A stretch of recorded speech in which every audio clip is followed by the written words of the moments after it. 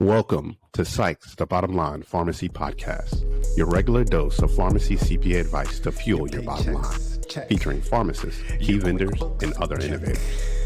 Your checks, yes, you can call me, because we the best. Welcome everyone to another episode of the Psych's Bottom Line Pharmacy Podcast. You may see a new face here today. Austin Murray from Psych's & Company is with us. He is our marketing extraordinaire, jack of all trades. He is filling in for Scotty a little bit today while Scotty is tending to some new things in his life. I think we have said that Scotty has just had a new baby a few weeks ago. So he's had some conflicts today, but he will be back with us very shortly. We also have Greco from Live Oak Bank. We've seen his face before. And with us also today is Ripal Patel.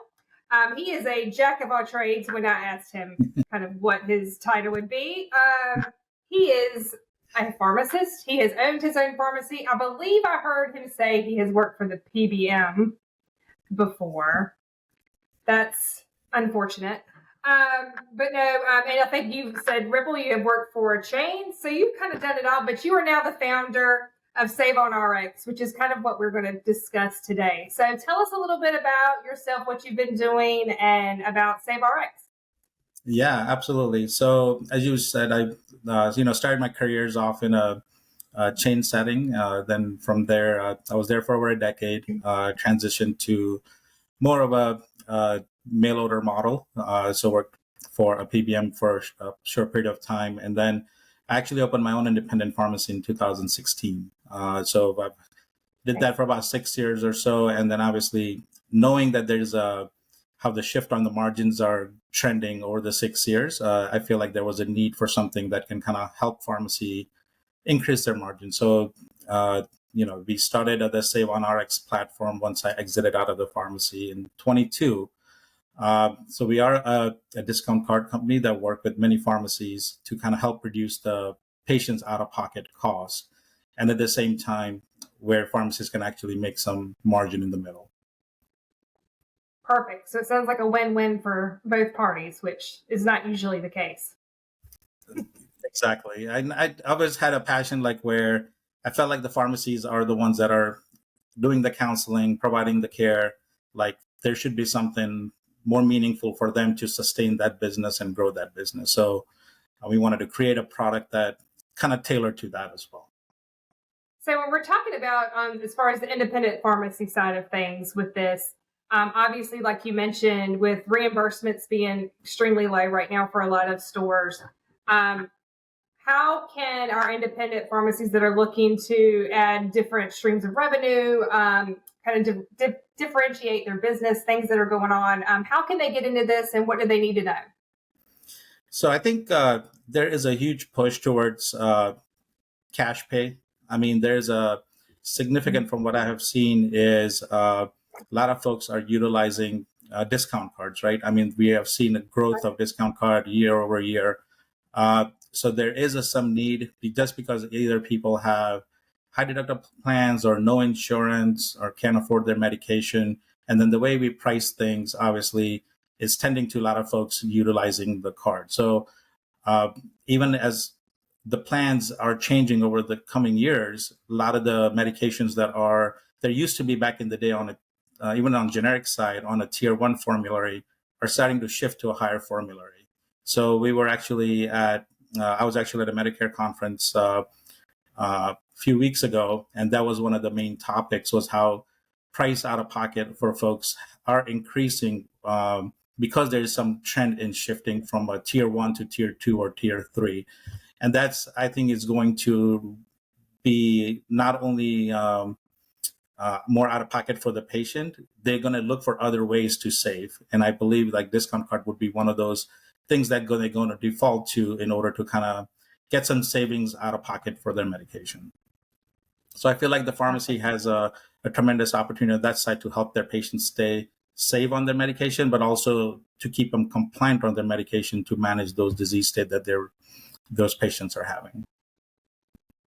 Interesting. And Ripal, you mentioned when you and I spoke previously, you mentioned how you can actually personalize this card, like the pharmacy can personalize it for their pharmacy, which I think really helps with, differentiating themselves from other people that might be using a prescription discount card as well, or not even using a card. So I just thought that was very interesting.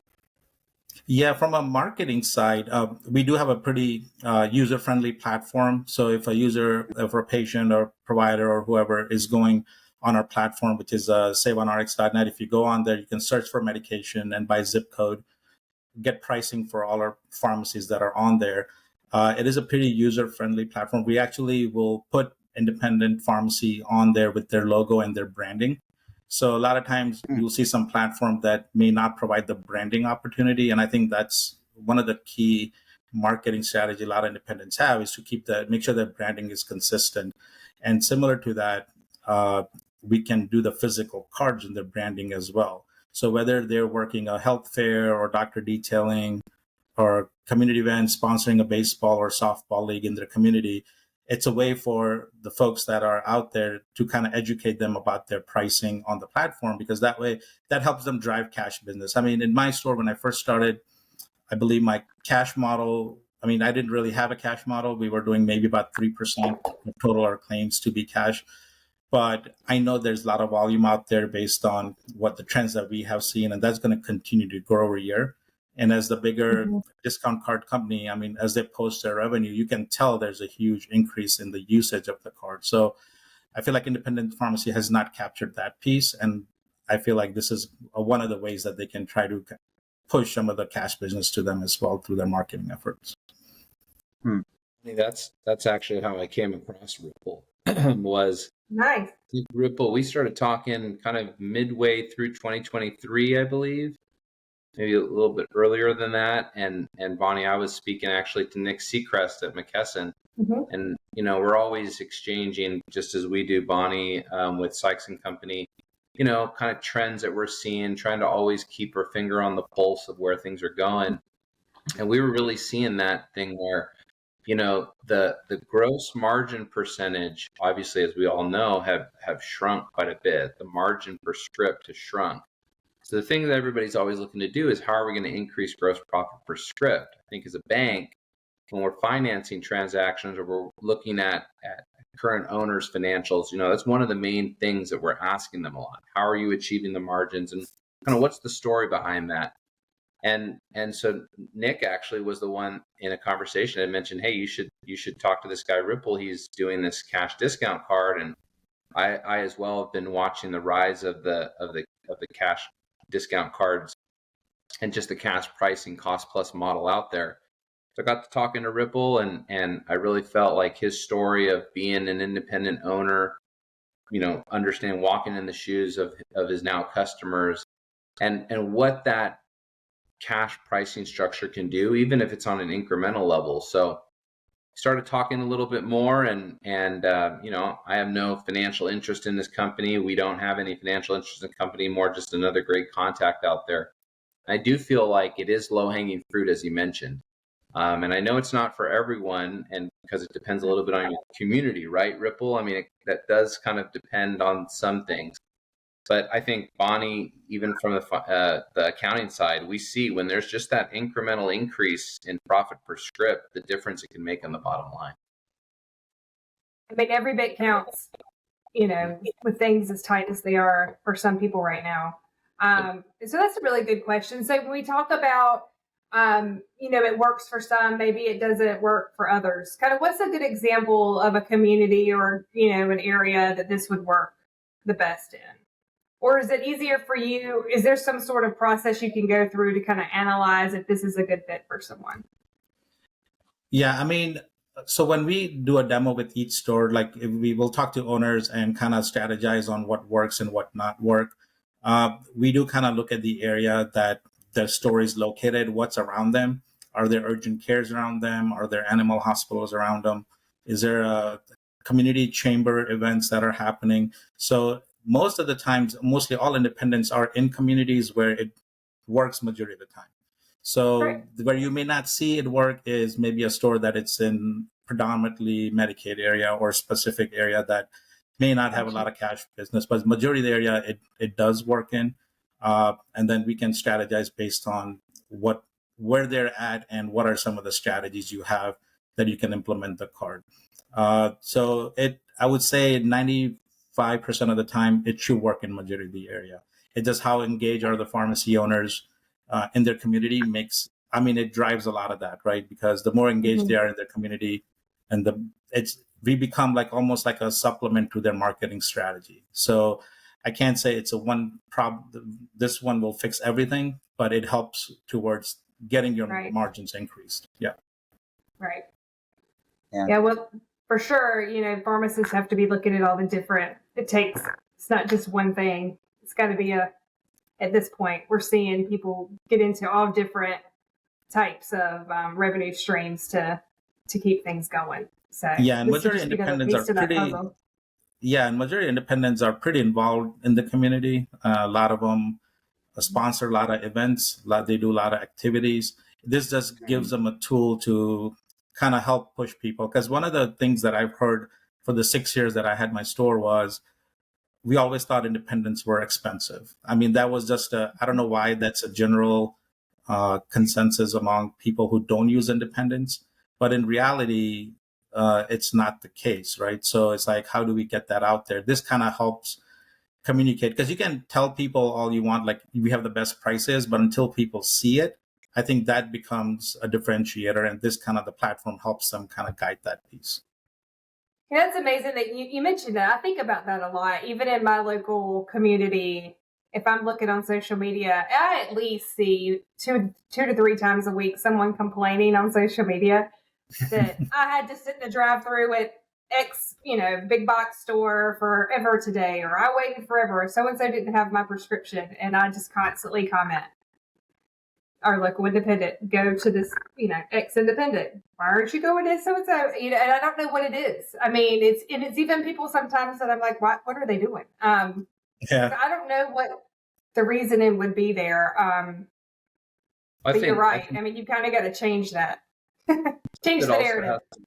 Go down to that old saying, Warren Buffett always says, price is what you pay, but value is kind of what you get. Absolutely.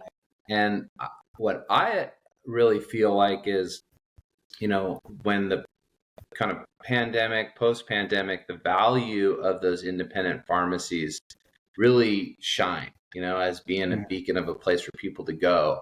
And now with all the noise and upheaval that you're seeing in a lot of the chains, walkouts, massive closures with all the Rite Aids, that personal value and the personal touch, patient care, that is, I think, now even more important than ever. Amazing. Yes. Accessibility, those things are there, and that's a big value to the community. And I think where the threat, and we, Bonnie, as looking at numbers, we from the banking side, you from the accounting side, we see that next threat that could be out there for the pharmacies, which is those just declining reimbursements. I know, Ripal, when you're talking to clients too, you're seeing that new, especially now in the new age of pharmacy, where the DIR fees are getting taken up in front. We've seen a really tougher reimbursement model on the formularies for like a lot of the ESI plans. More underwater claims. So I just feel like for any new owner, for any existing owner, if there's a program out there that can help you mitigate some of those, to Ripal's point, I don't know if this is going to be a fix-all, but it's something to help mitigate it. You need to take advantage of it, because whether you're owning now or potentially thinking about selling, starting to do those things today are going to create value for you in the long term and value for your patients. Yeah, and I'll tell you, Greco, as I'm speaking with some of the owners, depending on what kind of plan mixture they have, a lot of them are thinking about not taking insurances at all, because they're working towards where they're actually losing money on every single script. And they want to have a strategy in place if they decide to do that. So I'll tell you, we had a couple stores that dropped one of the insurance plans and try to shift their clients on, or their patients onto the Save On model. And they actually retained like 30% of those patients. So now they're making a good margin on those 30% of those patients than that they had made on the whole book of business for that particular plan. So I think more and more independents are starting where they're now really have to take a hard look at whether they want to take plans or not. And so you're absolutely we're definitely right. hearing that chatter too. Yeah, we're seeing people trying to look at possibly doing all cash that can, if it works for them, obviously. And definitely people that declined some different insurances last year. Oh, absolutely. They didn't accept the contracts. Our pharmacists that we're talking to are, I mean, God bless them. They are not just, they're doing their job, but then at the end of the day, they're calling people's insurance companies and figuring this stuff out. I mean, all day long. And then at the end of the day, they're having to now analyze the numbers. Not, used to they would pull things maybe at the end of the month and look at the reports, but now it's like a daily process that we're hearing from our clients. They're pulling and they have to. We actually advise them to do it, to pull, the information from that day and to look at their winners and their losers. And they have to look at it and decide, if it makes sense to, and maybe even look at it as a family unit. So you may lose with this, with one person, but maybe within that family unit, there's 10 scripts and maybe you make it with the rest. It is just so much. I mean, I can't imagine. I don't work on that side of the bench, but I imagine that it's kind of overwhelming. Well, and it's got to be very difficult in that sense too, when you're looking at either transitioning your store and business or acquiring or growing into another location, because all those factors now are, I think the positive is they're much less opaque. I still think even though they're taken up on the upfront, I think figuring out how much you're getting taken out is still kind of opaque and why. But it still is what it is. They're just telling you. Yeah. Yeah, but I think those factors like you're talking about, Bonnie, do come in. And then, what do? Do you completely lose that life that was coming? Or is there a way to switch it over into like something like Ripal's program? Right. Do you carve out some of the drugs that are there and you send others elsewhere? I mean, we're having those kind of conversations a lot and a lot more. And I agree with what Ripal said. I heard the same thing out there in the market with some of those tier 1, tier 2 drugs kind of changing on the Medicare side. So I think that conversation is going to continue in 2025, 2026. And Ripal, I'd love to hear your thoughts on this. And Bonnie, I don't know if you've seen this too, but we've even seen more pharmacies thinking of getting in on the Medicare agent side. I know there's a little bit of a gray area and a fine line that you have to walk in order to do that, but we've seen that. So it's an exciting time, and but also so many choices out there for the person working the bench, like you said, Bonnie, handling everything. And it's just a matter of being able to and there's not a formula you can follow. Like you couldn't look at Ripal's store and how he did things and just mirror that, right? What works for one pharmacist that he's very successful at may not work in your community. So you have to really figure out what works for your patient base, because it could be completely different from someone else. Yeah, I agree completely. I mean, one of the things that even I had an independent that was about 2 miles from me, and their whole strategy was completely different than mine, because there was a mixture of plans, differentiated that piece. One thing was consistent is the cash pay business is still there for everybody to get, right? It's just how do you go and get it? And then as Greco alluded to, pharmacy starting to, or owners or whoever, trying to do the Medicare thing, I think that's another option as well. I was actually at a Medicare conference a few weeks ago, and there's a huge opportunity on that side for pharmacy owners. You just got to do it in a compliant way. So you got to make sure you are following the regulation that are set for that. But I feel like that is a way that pharmacies can really, really get to another level, or another strategy that they can have to increase the profitability for at least the owners to compensate for some of the losses that they're seeing on the prescription side. Yeah. Sure. Austin, I think I cut you off a minute ago. No, you're fine. I was actually, I think I have a delay. So you started speaking and then I started speaking. That's okay. I don't have anything important. No, I wanted to go back to Greco talked about earlier in terms of valuations and some of the things that he's seeing with pharmacy owners that are looking to sell their pharmacy. So you got to imagine that this kind of a program has a significant impact on, if you're putting this program in place, you're increasing your gross profits per script, and that's got to, when it comes time to sell your pharmacy, that's got to have a significant amount of importance on the valuation.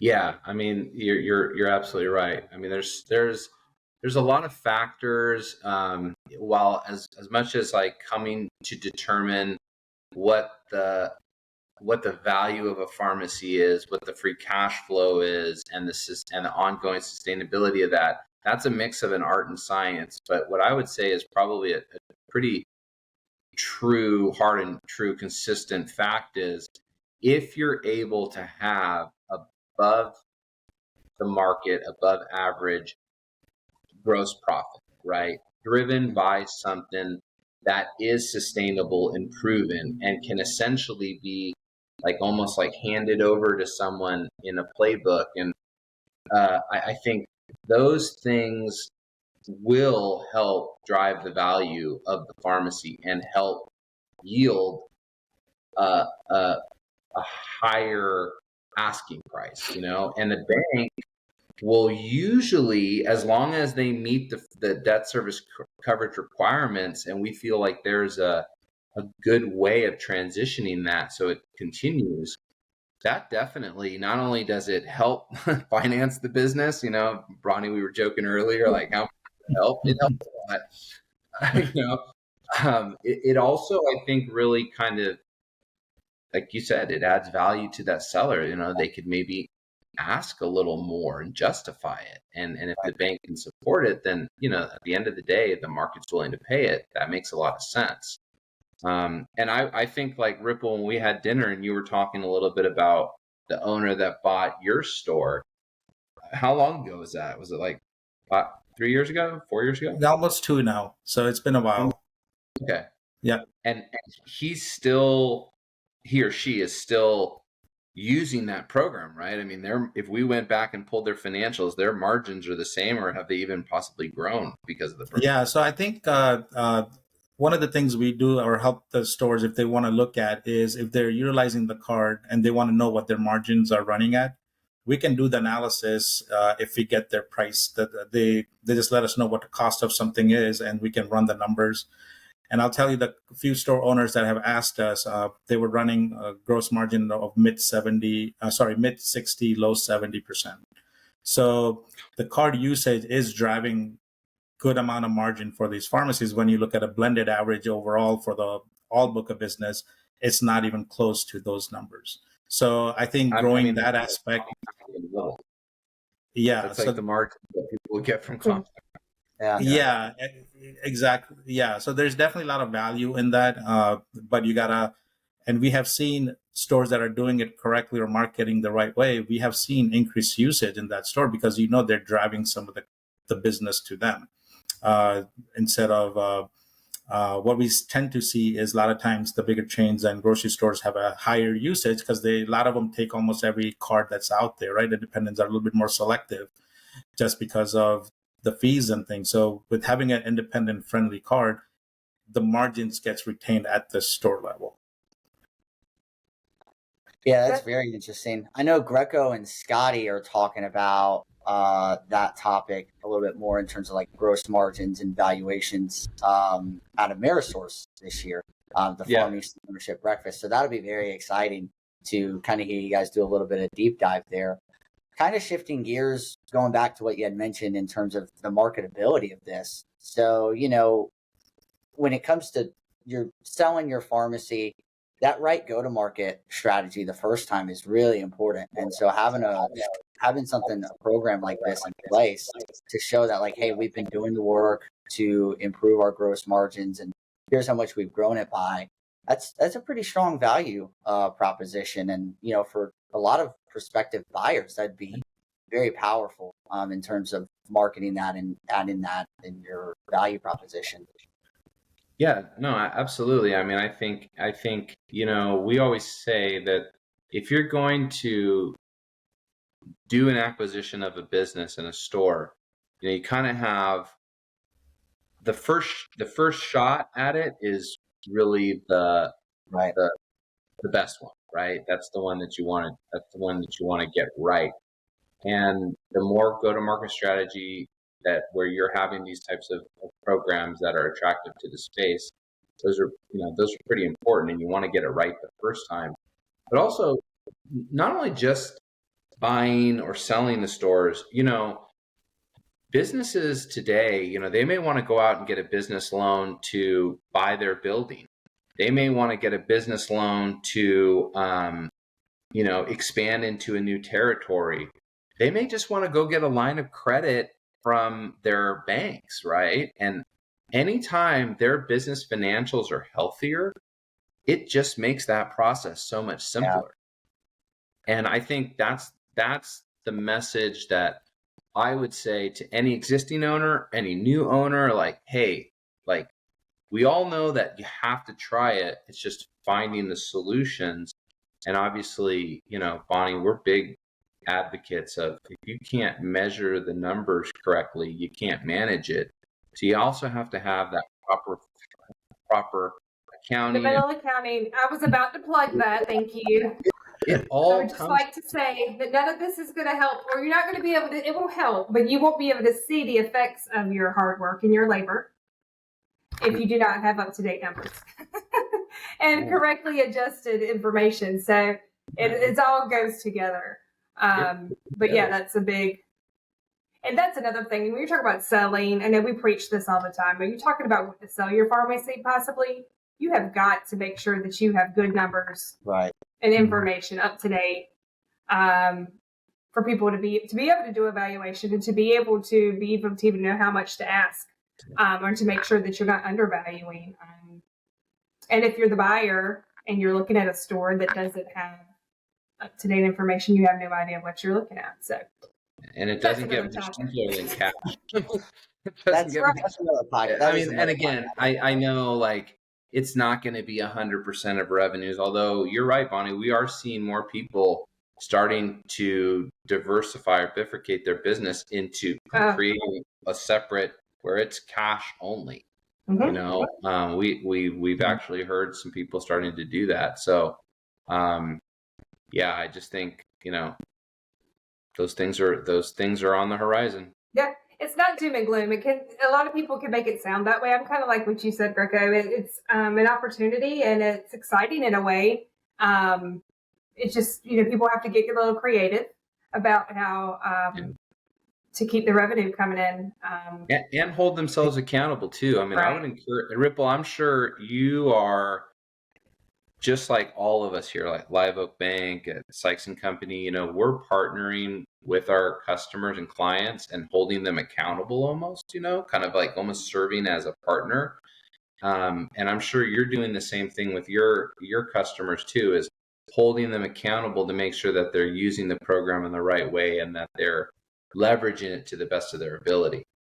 Yeah, I mean, you have to, right? I mean, it's one of those things where if you're not pivoting now, I mean, the road's not that far off then, so you have to market in a certain way, do it in a right way, and then you got to drive that. And I think the days of us just kind of waiting to somebody walk into your door are not there anymore. I think you really have to be out there and trying to drive that business. And even like when I went to Medicare conference, like a lot of those agents that I spoke with are doing like 15 different things to get one client, right?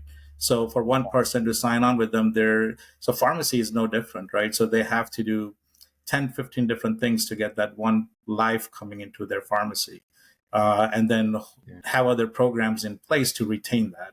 So I think having that accountability on the stores, I think, is very important. And Ripal, I guess this would also be a perfect time for any startups that are, I work with a lot of startups, to do this right out of the gate, right? Because you mentioned marketing and you're trying to get people in the door. So this is kind of part of that, getting out in the community, retailing. Oh, 100%, all of that, 100%. Right? Yeah, it gives them a great marketing platform. We actually just brought our first cash-only pharmacy on this model. So it's not only meant for stores that are I mean, it works in almost every setting. That's why I said like 95% of the time it's going to be effective. It's just that you have to do stuff on your part as well to make it work. So I think for startup, it's a great tool. I think it, because at that point, the most marketing dollar are going when you're opening, right? So that is where you need to focus and drive that piece. And then for the ones that are more seasoned, it just becomes like an ancillary marketing that we kind of tagged along with their current strategy. Perfect. Hey, Ripal, a couple questions. One is, have you seen anybody try to use this in the long-term care setting? And that's my first question. Have you seen anybody try to use this program or talk to you about this program in the long-term care setting? No, most of ours right now who are on our program is usually independents and chains and grocery stores, medical centers. So we don't have any on the LTC side present, but it would be no different on an LTC side as it is on any other pharmacy setting, right? Because at the end of the day, they want to provide a certain pricing to their patient base, and this is one of the options to do that. And then my other question was, anytime you have to create a new program or, change the habits of either your employees or your patients, your customers, there's a it's a process, right? It does take a while. What are you seeing sometimes as some of the largest barriers or pushbacks that you're getting with these programs? And what's the average lead time that you're seeing for these things to turn into more of a proof of concept? I think, Greco, that kind of varies from store to store. So I have seen somebody ramp up like within 3 weeks, and I have seen others that takes a little bit longer. So I think it really depends on, you got to have almost like a champion in your store to kind of drive it besides the owner, because I think that will make a difference. So I would say that makes a huge difference with lots of programs, is having a key person that devotes their time to it. Oh man, that was a good point. The implementation is pretty simple, right? Because we use printers that if they need a card, we can get them out pretty quickly. So a lot of the legwork we do on our end. But if they want a white label solution where they can put our website on their platform, we can provide that. So if they want to drive people to their website so they can show the patient base their other services, and we can give them a link so they can pull the discount card and information right off of their website where they don't have to be directed to our site. So we provide them with all those tools. So it really depends on really somebody championing in that store and how they're communicating that out. We had a pharmacy owner that, distributed the card they had 3 urgent cares around them. They kind of got their branded cards in there and driving some of those doctors. They work pretty close with the pharmacy, especially small business owners, and independents are a great resource for them. So they're saying, hey, if you want to check the price, go ahead and look it on here. Because a lot of times people who go to urgent care may or may not have insurance, right? So they're going somewhere to get their prescription medication. So I think it just depends the location, and that's why we want to ask certain questions when we talk to the owners, like what is your market look like, to make sure there's a right strategy for them. Right. Yeah. So to wrap us up, Ripal, give us kind of a play-by-play summary of what people can do to get started with you. First thing, it was just reach out to us. We'll set up a demo. We'll go over, we'll give them like 4 or 5 different strategies that our current owners are using to driving it. And depending on what their situation is in the market they're in, they can, a lot of times owners, when we talk to them, they're like, oh, I can market it this way. Okay, that's great, because sometimes it's talking it through makes a huge difference. So if they reach out to us, they can go to SaveonRx.net, do a contact us page. Under contact us page, there is join our network tab. You can do that. Or they can email directly at info@SaveonRx.net, and we'll reach out to them, coordinate time to get them a demo. And the process is pretty simple. Once they kind of see what it looks like, we get an agreement back. Usually they're live in about 3 or 4 days. And then from there, we create the marketing strategy that they have and work with them to create that piece. So we try to keep it really simple. Yeah. Bonnie, do you want to kind of get into the bottom line segment? Yeah, wrap it up with the bottom line. Yeah, wrap it I'm up gonna just bottom line. my bottom line is Bonnie, like first. I go first and nobody steals mine. My bottom line is really just that, this is seems to be another great way to diversify revenue streams to increase revenue, increase gross profit. And you've just really got to keep your eyes open for what works for you and your community and look for other options. You can't just fill scripts these days. And, you got to do something else. So that's my bottom line. Greco, you have a bottom line? Yeah, solutions are out there. Just have to find them, search for them. The partners are out there. The people that'll help you are out there. We at Live Oak Bank, we're still very active in lending in the pharmacy space. And if anybody has questions, please feel free to reach out to me. You can find me on the web, LinkedIn. I'm out there. So that's my bottom line. The solutions are there. Just don't be afraid to ask and search for them. Yeah. Austin, you got one? You have a bottom line. Yeah. Sure. From a marketing perspective, in a time where there's a lot of choices and consumers have a lot of options, you need to do things that help you stand out. Right. To show the consumer, like, hey, your dollar here goes further or is more valuable than your dollar at this pharmacy. I was talking with Amy, my significant other, and she recently got off of her parents' insurance, and so now she's kind of switching over to that. And it's the perfect time for. And what she did was she switched from a big box pharmacy to an independent pharmacy, and that's because of those value-added services that she gets whenever she goes there. Just little things like that where she has an abundance of choice, but because she feels as if there's more value in her dollar going towards this specific pharmacy, she's going there instead. That's my bottom line. Ripple, that's a great point. Ripple, you got anything? I guess my bottom line, as Greco was saying, there are a lot of solutions out there. I think independents have a lot of choices where they want to go. They want to make sure you partner with the right folks that's going to help you drive it. And then at the end of the day, we want to prevent as many pharmacy deserts as possible, right? So you got to get your margins up. You got to find a new way to strategize, a new way to do things. I think the traditional way, I feel like it's there, but I just don't know how effective it is. So you got to find a solution. And I feel like we can offer that solution. If it's not us, then there's others out there. But I feel like the independents need to do something in order to make sure their margins are protected and so they can grow. I mean, they don't want to be stagnant either because they should be able to grow because they're putting a lot of time and effort into their stores.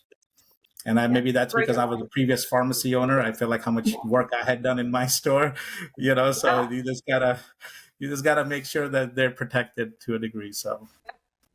Well, you definitely understand it. So you have the final say on that. Ripple, thank you so much for joining us today. Greco, always a pleasure. I'm sure we'll be seeing you this summer out and about at some trade shows. Yes. And we will see everyone the next time on the next episode. Yes.